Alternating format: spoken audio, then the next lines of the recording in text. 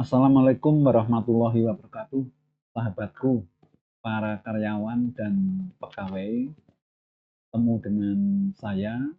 Video kali ini saya mengambil judul merenung tentang spiritualitas. Materi atau video ini merupakan dasar, merupakan sesuatu basic yang harus kita pahami dulu ya sebelum kita mengikuti video-video yang lain. Baik, sahabatku, saya akan memperkenalkan diri dulu. Biodata singkat saya. Nama saya Suyitno Irmim, ya. Mungkin Bapak agak asing dengan nama Irmim itu. Irmim itu sebetulnya adalah singkatan dari titel yang saya punyai, yaitu IR dan MIM. Gitu.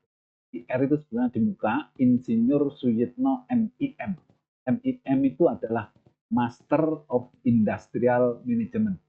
Karena IR-nya saya pindah ke belakang kok bisa dibaca, maka saya gunakan sebagai nama beken saya. Seperti sebagai pemateri atau penulis buku, nama saya Suyitno Irmim. Sehingga saya bisa dipanggil Pak Yitno, bisa dipanggil Pak Irmim. Saya dilahirkan tanggal 2 Mei 1953 di Banyuwangi. Ya. Alamat saya sekarang di Malang gitu. Kemudian pendidikan saya S2 di KUL Leuven, Belgia. Pengalaman kerja saya 38 tahun, kerja mulai tahun 1974 sampai dengan 2012, kemudian pensiun. Pengalaman sebagai trainer saya mulai tahun 1990 ya sudah mulai memberikan training-training kepada karyawan, tentu pada akhirnya saya di lingkungan sendiri, tapi lama-lama kita juga keluar sampai dengan sekarang ya, walaupun sudah pensiun tapi masih menggeluti bidang ini. Kemudian status saya adalah mantan direktur perencanaan dan pengembangan Rembang ex PTPN 11. PTPN 11 itu di Surabaya yang membawai pabrik-pabrik gula. Mulai tahun 2007 sampai 2012 sebagai direktur pengembangan, perencanaan dan pengembangan di PTPN 11. Kemudian aktivitas saya sekarang sebagai narasumber, trainer, ya, pemateri dan juga sebagai motivator. Kemudian karya tulis saya suka menulis buku-buku yang terkait dengan manajemen SDM. Jadi saya ini sebetulnya orang dari teknik ya. Di background saya itu teknik mesin ya. Tapi setelah bekerja beberapa tahun akhirnya saya ada kecenderungan kepada SDM, di mengelola manajemen SDM. Buku-buku saya terkait dengan leadership, motivation, teamwork dan karakter building, juga soft skill, communication, dan change management. Nah, sudah 115 buku, ya judul buku yang saya tulis, dan ini dulu tahun-tahun 2002 sampai 2008 itu banyak buku saya di Gramedia, di toko buku. Tapi sekarang sudah tidak dicetak lagi. Ya, sekarang untuk membuat materi-materi untuk pelatihan, baik yang saya upload di Facebook maupun di TikTok dan di media sosial lain. Baik, itulah biodata singkat tentang saya. Kita masuk, judulnya tadi kan merenung tentang spiritualitas. Nah, spiritualitas itu apa? Spiritualitas adalah satu keyakinan ya akan keberadaan Allah yang maha kuasa, yang maha segala-galanya. Spiritualitas itu juga yang secara definisi itu adalah satu keterampilan atau kemampuan untuk mengkaitkan, nah ini yang penting, untuk mengkaitkan seluruh kejadian ya, yang ada di alam raya ini, baik yang mengenai diri kita, lingkungan kita, tempat kerja kita, dan negara kita, bahkan alam semesta ini dengan keberadaan Allah.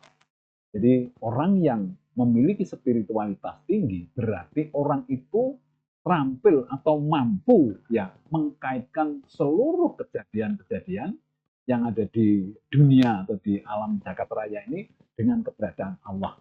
Itu namanya spiritualitas.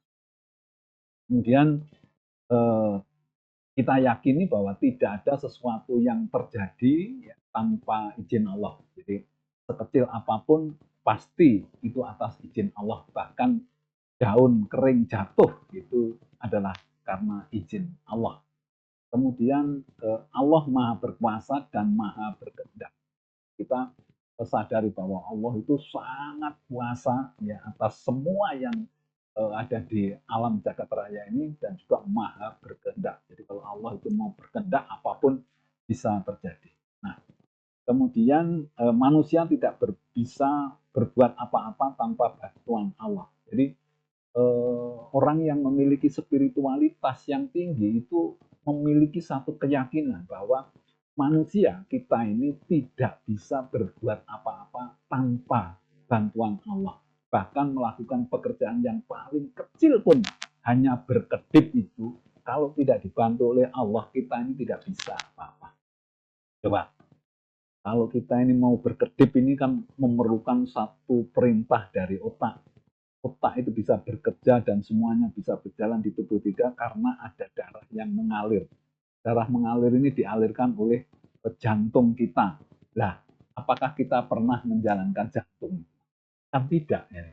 Jadi kalau tidak jantung itu tidak dijalankan oleh Allah, maka kita tidak bisa berbuat apa-apa. Nah, ini perlu kesadaran. Gitu. Ini perlu pemahaman, kesadaran yang tinggi sehingga nanti kita di dalam melakukan ya sesuatu kegiatan kita ini tidak pernah lupa, tidak pernah artinya selalu ingat kepada Allah karena Allah lah yang membantu kita ini bisa beraktivitas. Kemudian spiritualitas itu ya sangat terkait bahkan itu menjadi satu dengan yang nama istilahnya agama. Dalam konteks atau video ini saya menggunakan kata-kata spiritualitas gitu. Sebetulnya spiritualitas itu banyak yang mendefinisikan macam-macam, tapi saya menggunakan istilah spiritualitas itu yang intinya itu bahwa spiritualitas itu adalah kemampuan atau keterampilan kita mengkaitkan seluruh kejadian yang ada di bumi ini ya dengan keberadaan Allah. Jadi masing-masing orang mungkin bisa mendefinisi sendiri, tapi pemahaman di dalam video ini atau penjelasan ini adalah seperti itu. Baik, kita teruskan. Untuk apa kita ini diciptakan? Jadi materi ini adalah materi yang mendasar yang nanti akan berbicara dulu mengenai spiritual. Yang mengenai bagaimana kita ini ada, bagaimana Allah kuasa, bagaimana Allah mengendalikan manusia, dan lain sebagainya. Nah, tentu Allah itu menciptakan manusia, itu mesti ada tujuannya, ada maksudnya. Begitu. Nah, begini, supaya kita ini paham betul, ini karena pemahaman yang mendasar sekali. Kalau nanti kita ini sudah memahami, kemudian menangkap ya satu pemahaman bahwa kita ini diciptakan untuk apa. Ini yang seringkali meskipun ini sangat mendasar dan sederhana gitu. Kadang-kadang kita ini lupa, bahkan tidak tahu, bahkan tidak berpikir ke arah. Jadi untuk apa kita ini diciptakan oleh ya? Jadi ada firman Allah di dalam Al-Quran ya, tidak aku ciptakan jin dan manusia kecuali untuk beribadah kepada. Itu kata Allah ya. Jadi Allah itu menciptakan jin dan manusia itu tujuannya untuk beribadah kepada Allah. Itu tujuannya itu. Jadi tidak ada tujuan yang lain gitu. Dan itu waktunya itu tidak ditentukan berapa jam sehari gitu enggak. Jadi artinya bahwa kita pemahamannya ya selama 24 jam sehari kita ini harus berusaha untuk beribadah sebanyak-banyaknya.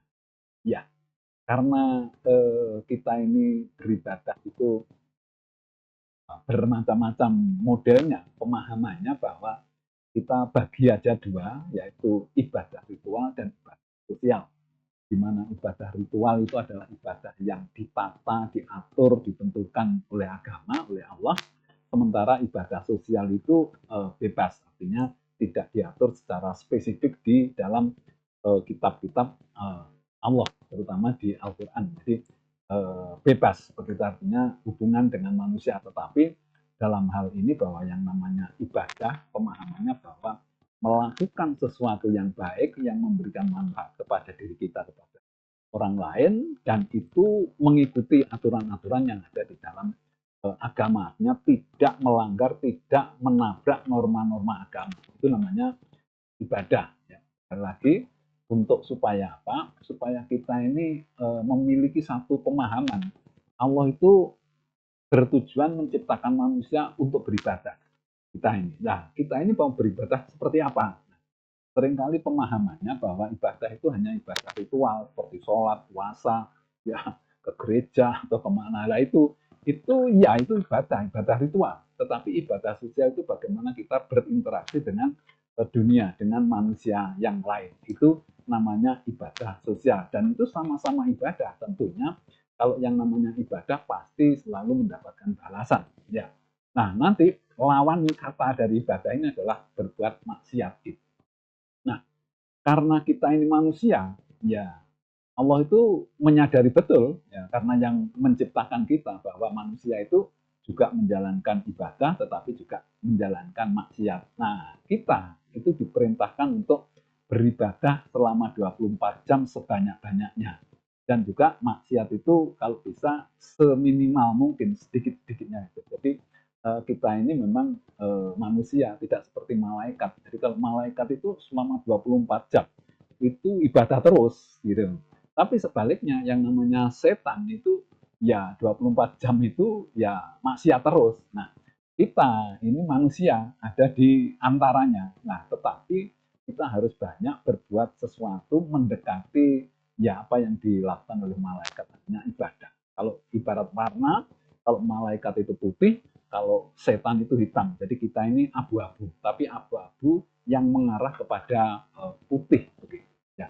Ini penting untuk kita mendasari ya cara berpikir kita nanti untuk kita setiap langkah, setiap melakukan kegiatan, kita ini paham bahwa tujuan Allah menciptakan manusia ini adalah untuk beribadah. Ya, sesuai tujuan penciptaan manusia, ya kita harus memaksimalkan ibadah dan meminimalkan berbuat maksiat. Jadi saya supaya lebih jelas lagi bahwa ibadah itu adalah satu kegiatan yang kita lakukan yang memberikan manfaat kepada diri kita, orang lain atau lingkungan kita yang tidak berlawanan atau tidak menabrak norma-norma agama.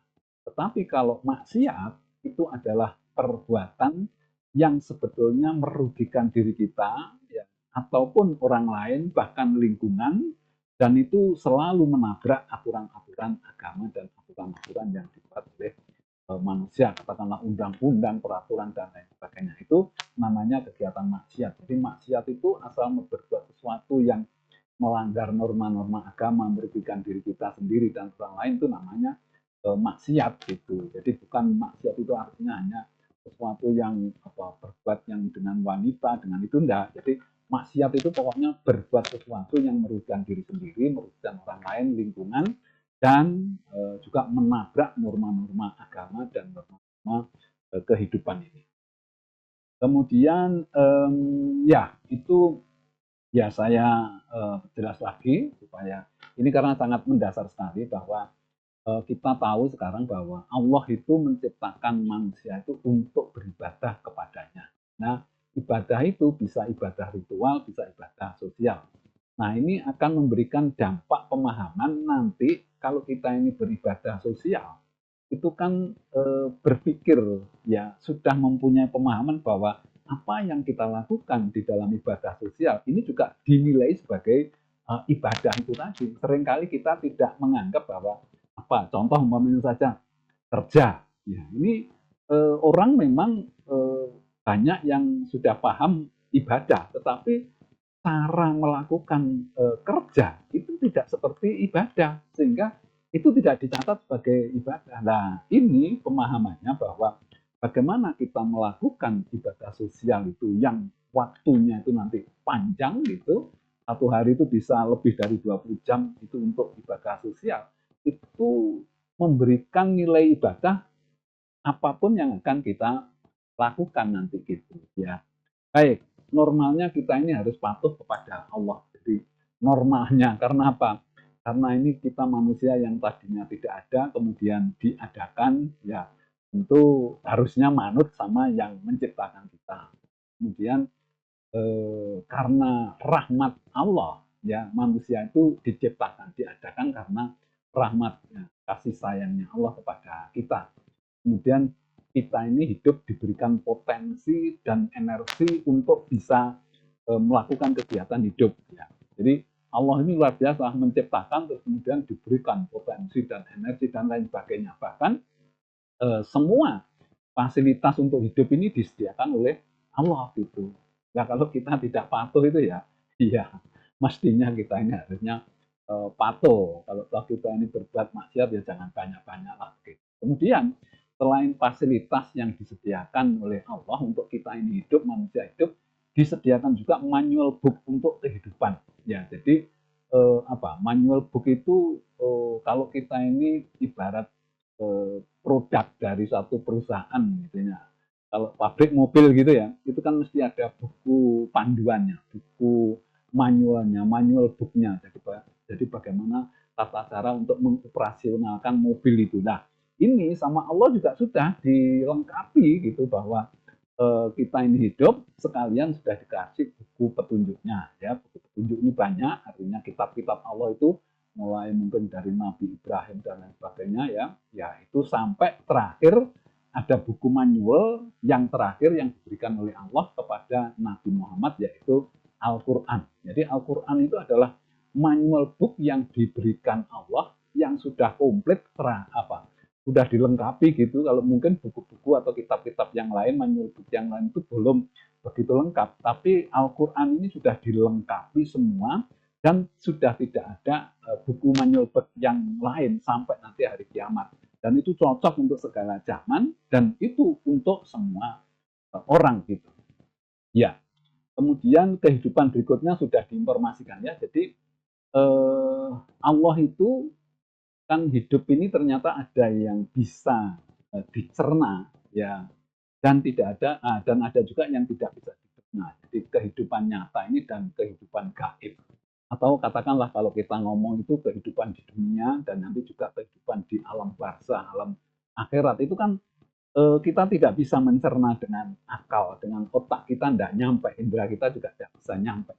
Nah, oleh Allah sudah diinformasikan di dalam manual book itu bahwa nanti itu kita ini setelah hidup di dunia nanti akan hidup di alam barzah, setelah itu akan hidup di alam akhirat yang waktunya sangat panjang dan sudah diberikan tata cara bagaimana supaya nanti kita ini hidup di dunia, di alam barzah dan alam akhirat itu selamat, itu sudah ditulis di dalam manual book itu sudah ada ya di buku atau kitab ya yang diturunkan kepada para nabi dan rasul dan melewati malaikat Jibril. Jadi sudah diberikan informasi-informasi. Karena apa? Karena sesuatu yang gaib yang tidak bisa dicerna dengan otak itu kalau direka-reka oleh manusia sendiri itu bisa nggak pas gitu. Nah, yang tahu sesuatu yang gaib itu hanya Allah, sehingga Allah memberikan informasi-informasi tentang hal-hal yang gaib itu. Nah, itu yang harus kita pegang gitu. Jadi normalnya harusnya kita ini patuh karena apa? Ya, sudah tadinya tidak ada manusia dibikin ada. Kemudian diberi rahmat karena kasih sayangnya, diberi potensi energi, kemudian diberikan fasilitas, diberikan manual book-nya, ya. Kemudian juga diinformasikan tentang hal-hal yang gaib gitu. Nah, kalau kita tidak patuh ya namanya keterlaluan lah gitu. Jadi kita ini harusnya mematuhi ya kepada Sang Pencipta. Itu normalnya. Gitu. Kemudian kemana arah tujuan hidup kita ini? Nah, ini penting juga sebagai dasar untuk berpikir kita. Melangkah itu ibarat hidup ini adalah berjalan atau suatu perjalanan. Ya, suatu perjalanan itu harus ada tujuannya. Kalau tidak ada tujuannya, maka perjalanan kita ini akan bisa belok kanan, belok kiri, mubeng-mubeng dan putar-putar dan tidak ada arah yang mengawal karena tidak ada tujuan gitu.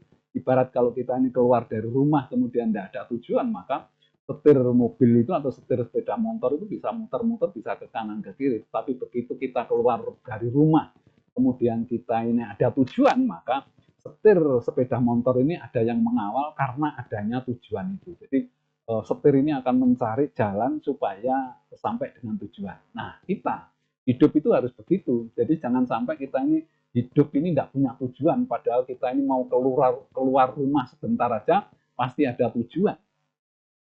Sementara kita hidup sekian tahun, nah kalau sampai kita ini tidak punya tujuan kan arah perjalanan hidup kita ini bisa tidak terarah.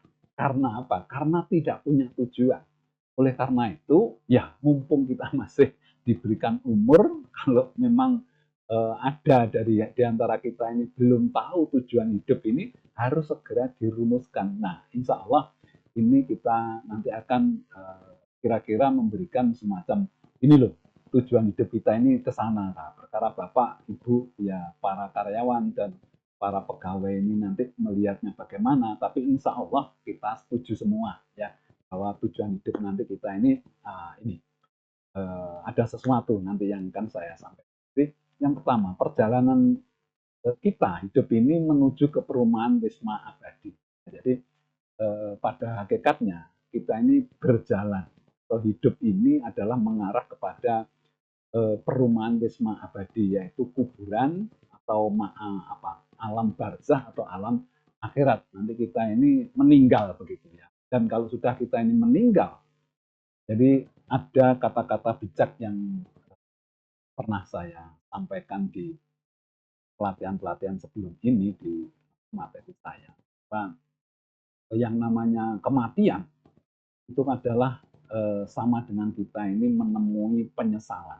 Jadi begitu kita meninggal, itu ketemu dengan penyesalan. Jadi yang pertama itu menyesal ya karena kita banyak berbuat dosa. Yang kedua, menyesal kenapa kok kita tidak banyak berbuat kebaikan. Artinya ternyata kita ini baru sedikit membuat kebaikan atau belum cukup, atau kalau toh cukup itu kurang banyak begitu, sehingga menyesal kita karena tahu ternyata kalau kita ini mati bahwa amal kita itu ternyata yang dilihat itu di situ. Nah, yang pertama tadi kan menyesal karena kita berbuat banyak dosa. Jadi mati itu adalah menemui penyesalan gitu. Penyesalan kenapa banyak berbuat dosa, dan yang kedua penyesalan kenapa kok tidak banyak berbuat lebih banyak yang baik lah. Kemudian yang kedua, perjalanan di dunia ini kalau bisa bahagia, kemudian perjalanan hidup di akhirat itu juga bahagia. Itu adalah arah tujuan kita yang nanti tentu bahagia yang kita maksud adalah bahagia yang diridhoi oleh Allah. Jadi kalau seperti ini saya simpulkan bahwa tujuan hidup kita, perjalanan hidup kita itu adalah mengarah kepada atau yang kita cari adalah kebahagiaan dunia maupun di akhirat yang diridhoi oleh Allah. Nah, sekali lagi bahwa tujuan hidup kita yang hakiki, tujuan hidup kita yang paling utama, ya perkara nanti tujuan itu ada tujuan-tujuan lain di belakangnya, tetapi harus searah. Ya, umpamanya saja begini, kita ini memiliki tujuan hidup bahagia dunia akhirat yang diridhoi oleh Allah. Tapi kita mempunyai tujuan ikutan atau turunan daripada tujuan itu, tujuannya adalah kepingin membuat orang lain susah umpamanya saja, atau kita tidak suka kalau melihat orang lain itu senang umpamanya saja. Itu kan berlawanan gitu, berlawan. Jadi tidak boleh. Jadi kalau kita ini memiliki tujuan turunan atau tujuan jamaknya, itu harus sesuai dengan tujuan utamanya. Tujuan utamanya kan mencari kebahagiaan atau mencapai kebahagiaan dunia akhirat yang diridhoi oleh Allah. Kalau kita ini bekerja atau hidup ini kepingin paman saja membina satu keluarga yang sakinah mawaddah warahmah lah, itu kan sesuai gitu ya, itu boleh gitu, artinya sesuai, kepingin supaya anak dan istri ini bisa bahagia ya, diberikan kebutuhan fisik yang cukup, kebutuhan rohani yang cukup. Nah, itu kan sesuai. Ya, itulah yang namanya apa, kebahagiaan di dunia maupun di akhirat yang diridhoi oleh Allah. Jadi itu yang akan kita tuju, karena nanti begitu kita ini membuat atau merumuskan bahwa hidup ini tujuannya adalah mencari bahagia dunia akhirat, maka sikap dan perilaku kita di dalam hidup ini akan dikawal oleh tujuan itu.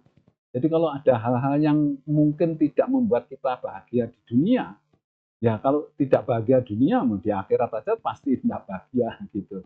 Ya itu nanti kita akan menghindar. Contoh umpamanya saja kita tidak akan berbuat sesuatu yang tidak baik. Katakanlah kalau sebagai pegawai kita malas-malesan, apalagi kalau korupsi, itu kan membuat kita tidak bahagia. Bahkan di dunia pun bisa-bisa nanti kita masuk ke bui. Ya.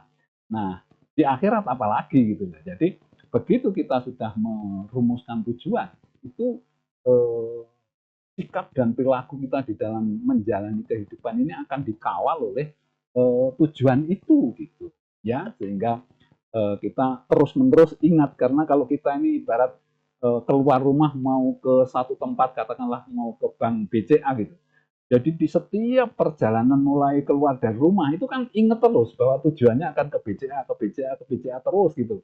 Sehingga kehidupan ini bisa, atau perjalanan ini bisa dikawal karena ada tujuan gitu. Nah, sama dengan kehidupan kita. Kalau kita ini sudah merumuskan tujuan kita adalah hidup bahagia dunia akhirat yang diridhoi oleh Allah, maka kita selalu ingat ya bahwa kita ini tujuannya adalah ke sana. Jadi seluruh kegiatan, seluruh aktivitas kita nanti akan mengarah kepada bagaimana kita mendapatkan kebahagiaan, baik itu di dunia maupun di akhirat. Itu. Kemudian berikutnya, ya ini tadi bahwa sudah saya terangkan bahwa tujuan hidup ini akan mengawal perjalanan kita, ya, karena ada tujuan yang mulia gitu, ya. Ya, kalau kita merumuskan tujuan yang jelek, ya tentu nanti kita akan hidupnya tidak bahagia dan juga di akhiratnya tidak bahagia. Tetapi yang kita maksud di sini adalah tujuan kita ini yang baik, ya sesuai dengan harapan atau tujuan Allah menciptakan manusia, ya. Jadi kita bisa terkawal, ya. Sikap perilaku kita sehari-hari bisa terkawal karena kita memiliki tujuan, gitu ya. Kemudian harus dirumuskan. Nah, maksudnya begini, harus dirumuskan agar hidup ini terarah. Mungkin bisa jadi kita ini belum punya tujuan, bahkan tidak pernah berpikir ke sana. Jadi kita ini kalau ditanya, Mas, kalau kita ini mau ke kantor BCA gitu ya, itu kalau ditanya teman di tengah jalan, Mas mau kemana? Itu pasti tahu, saya mau ke kantor BCA gitu. Tetapi kalau kita ini hidup ini belum menentukan tujuan, kalau ditanya apa tujuan hidup kamu, bisa-bisa kita tidak bisa jawab gitu, karena kita tidak merumuskan, tidak membuat, atau tidak ya tadi tidak membuat tujuan itu gitu. Nah, seharusnya kita membuat atau merumuskan tujuan itu supaya apa? Supaya kalau ditanya hidupmu mau kemana atau apa yang dicari, ya saya ingin mencari kebahagiaan dunia dan akhirat yang diridhoi oleh Allah gitu, sehingga setiap perilaku kita nanti akan terkawal oleh tujuan itu gitu. Ya. Kemudian itu tadi adalah bagaimana kita memahami atau kita merumuskan tujuan hidup. Sekali lagi saya ulangi bahwa tujuan hidup kita yang paling hakiki adalah mencari kebahagiaan dunia akhirat yang diridhoi oleh Allah. Sehingga nanti tujuan itu akan mengawal, mengarahkan sikap dan perilaku kita di dalam kehidupan. Kemudian apa bekal untuk perjalanan hidup itu? Ya. Yang pertama, saat ini kita ini hidup di alam dunia. Ya, nanti kemudian akan hidup di alam barzah setelah kita meninggal. Dan kehidupan yang kekal di akhirat nanti setelah kiamat. Ya, jadi yang belum kita alami nanti ada dua alam atau dua dunia, yaitu ya alam barzah dan alam akhirat. Kita masih ada di dalam alam dunia. Nah, apa yang kita siapkan bekal untuk hidup di tiga alam ini? Ya, meskipun sekarang kita hidup di alam dunia ini juga harus punya bekal gitu supaya di dunia ini nanti bahagia, di alam barzah bahagia, di alam akhirat juga bahagia. Tetapi kita seringkali alam barzah ini tidak kita sebut, ya kita hanya bilang hidup dunia dan akhirat. Ya nggak apa-apa, itu memang kebiasaan kita menyebut seperti itu. Tapi pada hakikatnya itu kita ada 3 alam nanti. Jadi dunia, barzah, sama akhirat. Dunia ke barzah itu ditandai dengan kematian kita, kemudian dari barzah ke akhirat itu ditandai dengan kiamat nanti. Ya, jadi bekalnya ya semua bekal itu harus dibuat atau diadakan atau kita usahakan di dunia ini. Jadi dengan cara mengerjakan perintahnya Allah dan menjauhi larangannya gitu. Ya. Wujud perintah itu adalah ibadah ritual dan juga ibadah sosial gitu. Ya, wujud larangan ya tidak melakukan atau tidak mengerjakan yang namanya maksiat gitu. Bekal perjalanan hidup hanya bisa disiapkan di dunia. Ya, ini yang perlu kita garis bawahi. Ya, coba bayangkan kita ini hidup pertama di dunia itu waktunya tidak terlalu panjang, kemudian kita nanti akan hidup di barzah, alam barzah yang cukup panjang juga, kemudian yang paling panjang itu adalah di alam akhirat ya. Jadi bekal untuk perjalanan hidup di ketiga alam ini ternyata hanya bisa dilakukan di dunia saja. Sekali lagi, di dunia saja. Sehingga kita ini jangan menyanyiakan umur kita, hidup kita di dunia ini untuk mencari bekal di 2 alam yang tidak ada batasnya, gitu. Kemudian apa ini? Di alam barzah tergantung amal kita di dunia, ya. Di alam akhirat ya kita tinggal menerima pengadilan atas amal kita di dunia. Artinya begini, kalau kita ini hidup di alam barzah itu apa? Amal kita itu bisa naik, bisa turun, masih bisa naik, bisa turun. Ya, artinya bisa tambah, ya, atau bisa yang jelek itu bisa bertambah, yang baik bisa berkurang gitu. Itu tergantung pada amal kita di dunia. Artinya kalau kita ini di dunia ini berbuat amal sehingga ada tinggalan-tinggalan yang namanya amal jariah, bukan dosa jariah atau maksiat jariah. Kalau itu amal jariah maka insya Allah ya amal kita ini akan naik terus. Ya karena kita pernah berbuat amal jariah di dunia gitu. Jadi tambah terus gitu. Nah, tapi sebaliknya juga gitu. Kalau kita ini meninggali sesuatu yang bersifat dosa jariah, jadi dosa itu ya terus tambah terus begitu gitu. Nah, nanti pada saat kita di akhirat, artinya di kiamat, maka seluruh amal kita baik dan jelek itu ditimbang, dilihat gitu, dievaluasi gitu ya, dinilai bagaimana nanti kita ini masuk ke neraka atau masuk ke surga tergantung. Nah, oleh karena itu ya selama kita ini masih hidup di dunia ini kita membuat kebajikan-kebajikan, amal-amal yang nanti baik itu di alam barzah maupun di akhirat ini bisa membawa kita menjadi bahagia. Ya, itu sebetulnya yang perlu dipahami dan dipikirkan sejak sekarang. Ya, jadi apa yang harus kita lakukan, bekal apa yang harus kita bawa nanti di 2 alam, barzah maupun di akhirat. Nah, kemudian berikutnya, apakah saat ini bekal sudah memadai? Nah, ini yang menjadi pertanyaan juga gitu ya. Evaluasi seluruh perbuatan masa lalu. Jadi kita ini mumpung masih hidup, kita ini coba melihat perbuatan-perbuatan kita masa lalu itu seperti apa, kita evaluasi. Kemudian saat ini bagaimana hablum minallah kita, pada saat ini bagaimana hubungan kita dengan Allah, perintah-perintahnya, agamanya apa sudah kuat gitu. Kemudian saat ini bagaimana hablum minannasnya, bagaimana kita berinteraksi dengan orang, dengan lingkungan dan lain sebagainya itu seperti apa, kita evaluasi. Kemudian harus segera kembalian. Jadi kita ini sebetulnya kan biasanya begini, kalau kita ini masih umur muda gitu, seolah umur itu masih panjang begitu. Sebetulnya tidak seperti itu karena mati itu ketentuan Allah itu tidak ada yang tahu kapan kita akan mati. Itu bisa sewaktu-waktu gitu.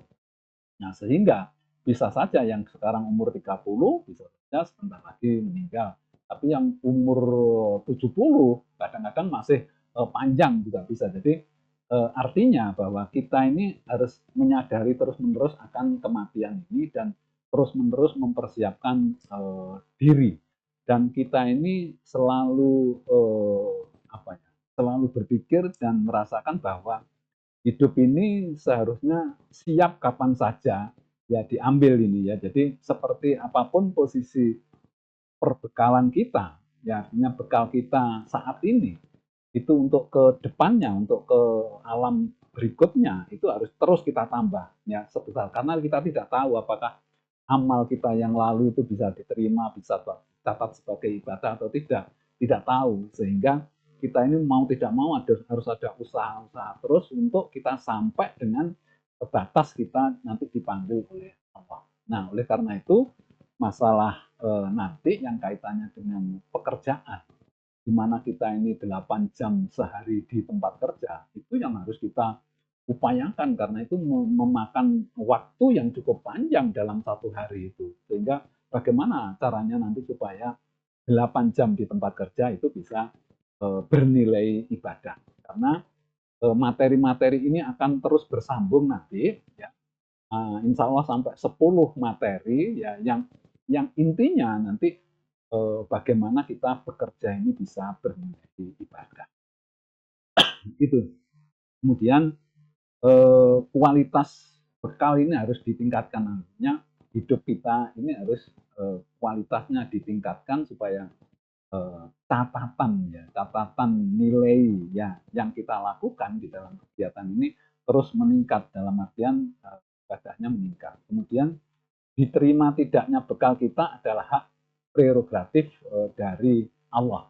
Jadi kita tidak bisa memastikan gitu. Jadi kita tidak menyadari, tetapi kita usahakan ya bagaimana petunjuk-petunjuk Allah di buku manual atau di kitab-kitab itu, bagaimana kita seharusnya bersikap dan berperilaku supaya apa yang kita lakukan itu bisa dicatat sebagai ibadah. Ya, kemudian jika kita itu niatnya sudah benar, kemudian mengerjakannya dengan serius, kemudian ikhlas ya, ya karena Allah, maka insya Allah apa yang kita lakukan itu menjadi bekal ya pada saat kita nanti masuk ke dua alam berikutnya, alam barzakh sama alam akhirat. Ya, nanti semuanya akan terkait ya dengan niat ini, kemudian bagaimana kita mengerjakan sesuatu, dan kemudian yang paling penting lagi juga ikhlas ini. Ya, ini apakah saat ini bekal kita sudah memadai, artinya kita tidak tahu pasti dan kita harus tetap berusaha ya dengan informasi-informasi yang diberikan oleh Allah. Kemudian merenung tentang kematian. Ini ya, jadi kita ini orang cerdas banyak berpikir tentang kematian. Ya, seringkali kita ini tidak berpikir ke sana karena orang Jawa itu seringkali kalau kita ini mikir mati itu nggak ilok gitu ya, nggak boleh. Sehingga orang tidak banyak yang mempersiapkan karena tadi tidak membicarakan tentang kematian. Harusnya kita ini terus-menerus berpikir tentang kematian. Ya, untuk bisa mendapatkan bekal itu tadi harus berbuat satu yang baik. Suatu yang baik itu yang bermanfaat bagi orang lain. Nah, yang bermanfaat bagi orang lain itu bisa lewat ibadah ritual dan juga ibadah sosial. Ya, baik. Ya, Allah tidak pernah memberikan informasi tentang kapan, di mana penyebab kita mati. Ya. Jadi Allah itu tidak ya tentang kematian ini. Allah tidak pernah memberikan informasi tentang kapan, di mana dan penyebab kita mati itu kita tidak tahu. Ya. Sehingga kita ini harus siap kapan saja gitu. Sehingga kalau kita apa ya segera sadar untuk mempersiapkan bekalnya, ya insya Allah kita bisa husnul khotimah. Gitu. Kemudian mati itu adalah satu kepastian, tidak mungkin tidak. Gitu. Tapi kapannya yang kita ini tidak tahu. Allah tidak pernah memberi informasi kapan. Ya, kalau kita ini justru malah diberi informasi tentang kapan, ya artinya masing-masing orang ini tahu kapan dia mati, di mana matinya, kemudian penyebabnya apa. Wah, dunia ini bisa sepi atau ramai sekali gitu ya, karena orang pada bingung semua karena masanya sudah dekat kemudian ada yang berbuat maksiat karena tahu kalau umurnya panjang nanti aja ibadah, jadi ruwet gitu ya. Jadi apa? Saya nggak bisa membayangkan gitu ya kalau Allah itu memberikan informasi kapan kita mati, di mana kita mati, dan penyebab mati kita ini apa. Wah, luar biasa. Ya, mati adalah satu kepastian, berarti kita harus siap setiap saat gitu. Kemudian bekal juga disiapkan setiap saat, tidak perlu tunggu tua ya. Kadang-kadang ada orang yang nanti kalau ibadah setelah pensiun, setelah tua saja gitu. Kematian berarti ketemu dengan penyesalan. Ini yang saya sampaikan tadi, bahwa itu kita mati, itu sebetulnya kita bertemu dengan penyesalan. Yang pertama tadi saya ulangi, penyesalan kenapa kok kita banyak berbuat dosa. Terus kemudian penyesalan yang kedua adalah penyesalan kenapa kok saya tidak banyak berbuat yang baik. Artinya kok cuma sedikit atau tidak banyak lagi, kalau tahu manfaatnya kita ini dapat pahala sekian, wah dulu tahu begitu, nah, gitu. Jadi isinya ada penyesalan gitu ya. Kemudian kesimpulannya, jadi itu tadi hal-hal yang terkait dengan bagaimana kita merenung ya tentang spiritualitas. Nah, ini kesimpulan dari mulai dari awal sampai di belakang ini, barusan ini kita simpulkan. Jadi merenung itu perlu dilakukan secara periodik. Jadi kita ini harus sering merenung ya tentang kehidupan, tentang mati, tentang apa akalnya. Terus kemudian kita ini sering merenung tentang tujuan hidup, tentang penciptaan manusia ya. Kalau orang Jawa itu bilang sangkan paraning dumadi gitu ya. Jadi kita ini berasal dari mana, nanti kembali akan kemana, itu harus sering secara periodik kita ini merenung supaya apa? Supaya jalan hidup kita ini bisa selalu berkala, karena kita ini ada kecenderungan untuk menyimpang gitu. Kemudian yang kedua, merenung sangkan paraning dumadi yang tadi saya katakan, kemudian merenung keberadaan Allah dengan segala kekuasaannya ini. Kemudian merenung tentang mengapa kita ini diciptakan, ya, merenung tujuan akhir perjalanan manusia ini, kemudian merenung ya persiapan bekal menuju rumah abadi kita, ya, kemudian merenung siap setiap saat untuk dipanggil, ya, untuk dipanggil ke perumahan abadi tadi itu, ya. Terus kemudian kita merealisasikan renungan ya. Jadi kita merealisasikan renungan itu mumpung masih ada umur. Nah, ini semua ya ini adalah fondasi dasar untuk kita berpikir ke hal-hal yang lain. Jadi ini adalah satu materi yang mendasar ya, yang perlu kita pahami supaya nanti kita untuk mempelajari hal-hal yang lain itu lebih mudah gitu ya. Jadi ini nanti akan saya urut gitu supaya nanti pemahamannya lebih mudah. Jadi setelah ini nanti ada lagi materi apa begitu, kemudian sampai nanti ada insya Allah ada 10 materi untuk supaya kita ini mendapat suatu kesimpulan bahwa kita ini harus melakukan kegiatan kerja di tempat kerja ini harus bernilai ibadah. Kemudian kita ini di dalam hidup itu juga harus melakukan sesuatu yang sifatnya itu untuk bekal, karena hidup di dunia ini sebetulnya yang paling krusial. Jadi kehidupan dunia yang berikutnya di alam barzah sama akhirat itu ternyata ditentukan oleh bagaimana kita hidup di dunia yang umurnya, artinya panjangnya itu tidak terlalu panjang kalau dibanding dengan barzah sama ini. Barzah itu panjangnya pada saat Nabi Adam diciptakan kemudian meninggal sampai nanti hari kiamat. Jadi mulai dulu sampai sekarang. Nah, nanti kiamat itu sejak terjadinya akhirat itu sejak terjadinya kiamat sampai tidak ada batasnya. Nah, bayangkan luar biasa, sehingga pengadilan atau pengadilan Allah atau ketentuan Allah itu tergantung bagaimana amal kita di dunia, dan yang kedua yang penting juga adalah bagaimana rahmat Allah kepada kita. Tapi Allah sudah memberikan petunjuk-petunjuk bahwa rahmat Allah itu akan muncul pada saat kita ini memberikan kita berbuat sesuatu yang memang menurut apa yang Allah maui gitu. Kalau kita terlalu banggal, tidak terlalu menyimpang dari apa yang menjadi tujuan Allah menciptakan manusia, ya kemungkinan susah kita mendapatkan rahmat. Tetapi kembali bahwa rahmat itu adalah hak prerogatif dari Allah. Ya, sahabatku, ini dulu yang bisa saya sampaikan untuk video yang mendasar atau yang pertama ini. Mudah-mudahan nanti kita bisa berlanjut untuk mengikuti video-video saya selanjutnya. Semoga bermanfaat, kurang lebihnya mohon maaf. Saya akhiri. Wassalamualaikum warahmatullahi wabarakatuh.